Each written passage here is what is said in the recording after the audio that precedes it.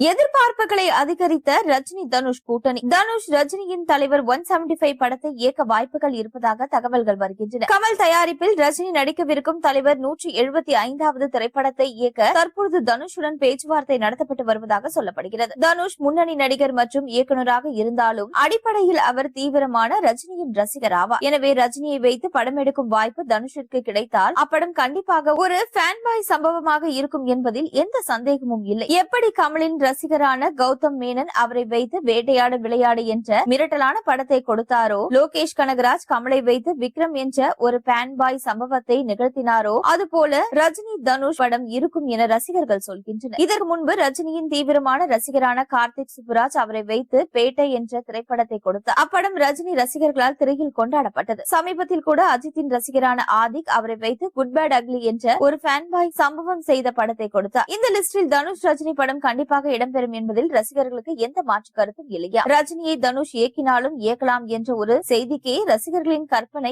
எங்கேயோ சென்று விட்டது. அப்படி இருக்கையில் ஒருவேளை இந்த செய்தி உண்மையாக இருக்கும் பட்சத்தில் கண்டிப்பாக ரசிகர்களின் எதிர்பார்ப்புகள் பல மடங்கு உயரும். ஆனால் இந்த கூட்டணி நடக்குமா என்பதுதான் சந்தேகமே. அதுபோல ரஜினியின் படத்தை இயக்கினால் தனுஷ் ஒரு இயக்குநராக அடுத்த கட்டத்திற்கு சென்று விடுவார். இது போன்ற பல விஷயங்கள் இருப்பதால் கண்டிப்பாக தலைவர் 175 வாய்ப்பு தனுஷிற்கு கிடைத்தால் அவர் அதை நழுவவிட மாட்டார் என்றே தெரிகின்றது. சூப்பர் ஸ்டாரை வைத்து இயக்க வேண்டும் என்பது அவரின் பல வருட கனவு. அது மட்டுமில்லாமல் அவருடன் நடிக்க பலமுறை முயற்சி செய்து இருக்கிறார். இந்த நிலையில் இந்த பேச்சுவார்த்தை வெற்றிகரமாக முடிக்கின்றதா இல்லையா என்பதை பொறுத்திருந்து பார்க்கலாம்.